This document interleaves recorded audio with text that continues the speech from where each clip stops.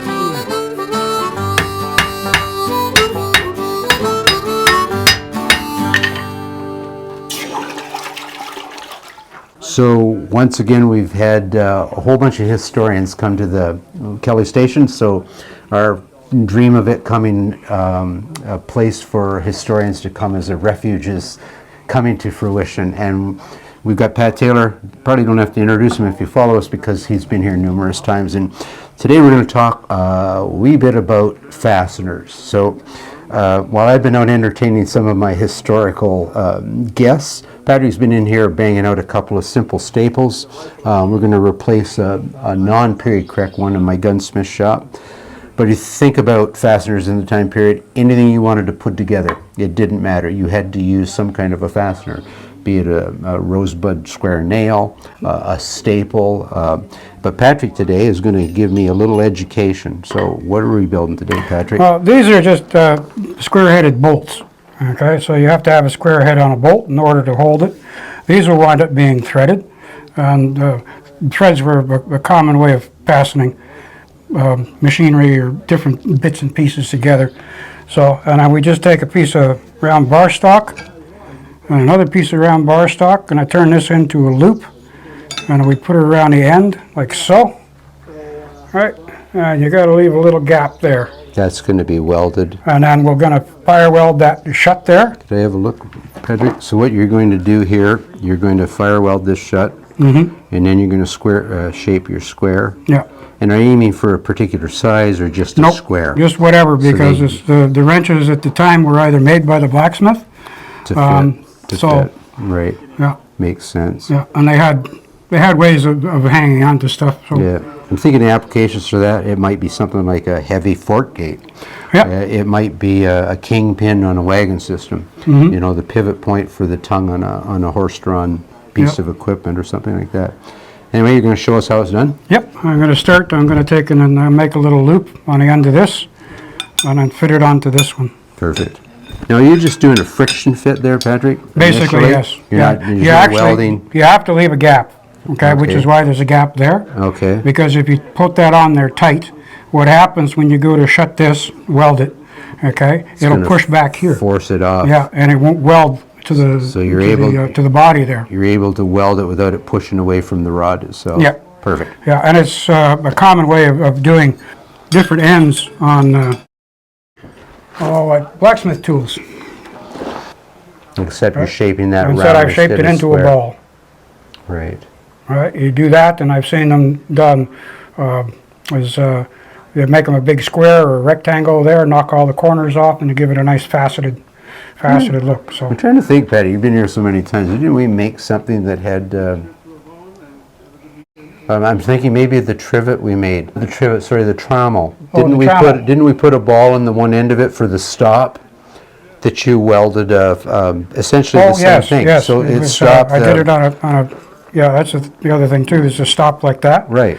And then I just basically flattened it out because all it had to do was pull on the piece. Exactly. Like that, yeah. Let's see how you do this. Looking forward to it.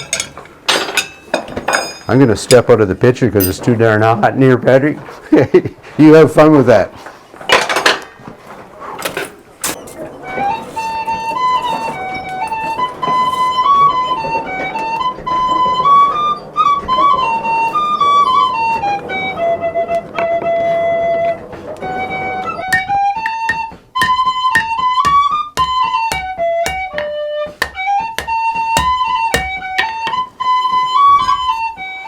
So you're gonna get it. Oh, these something? You bet. No, just hang on to it. You're gonna get to the point where it's almost close. Then you're gonna do your cutoff. Yeah.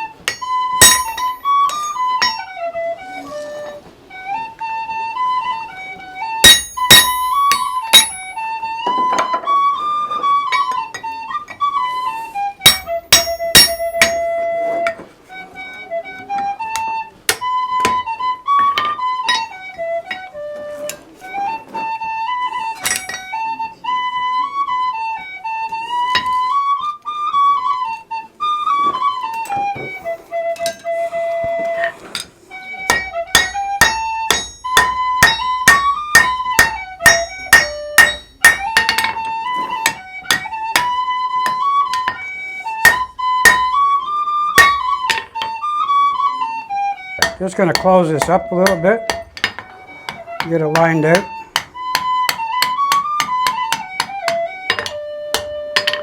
We have a little clean.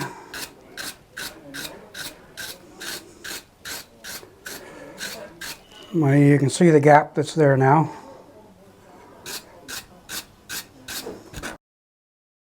This is, All right. Okay. in the 18th century, we would have had iron to work with. And iron doesn't require any flux to weld, but this is modern mild steel, so it doesn't weld very well.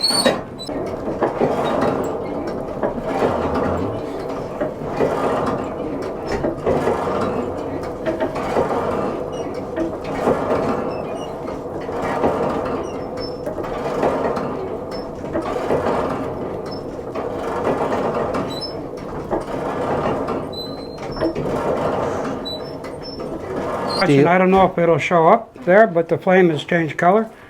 Small sparks coming out.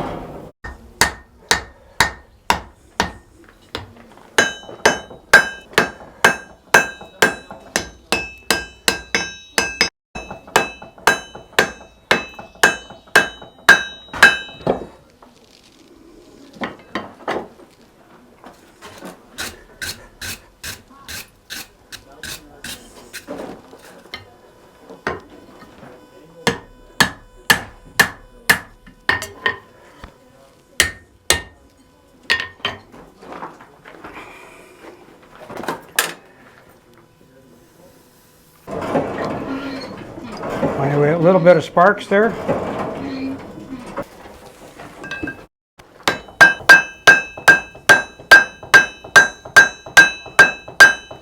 Because I'm going to put torque on this, because it's a bolt, right? So, and it's going to twist and it's going to want to come off of there, right? I'm going to weld it, you know, maybe, well, that's the third one, right? So I'll do maybe two more. And then when I form the head, I'll do that at a high heat too, just in case.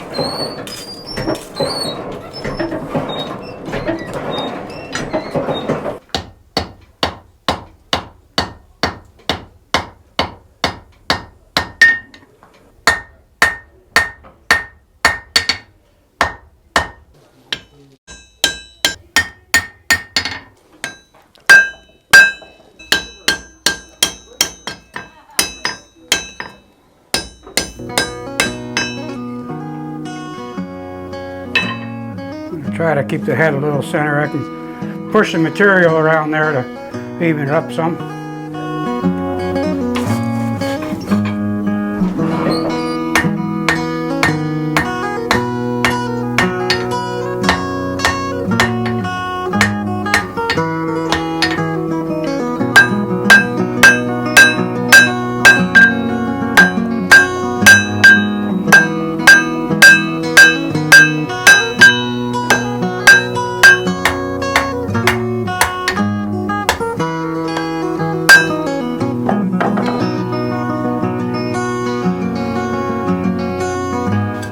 finishing touches, Patrick? Yeah, just gonna Refine it a bit. refine it, try to make them as even as my eyes are capable of doing.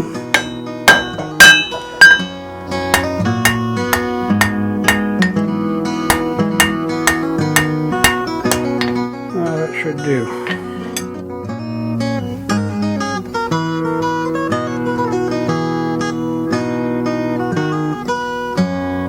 So I'm going to point this end a little bit when this cools down. I don't quench anything that I've ever welded. So I'll point that, put a little bit on there so the die stock can go on there and start cutting threads.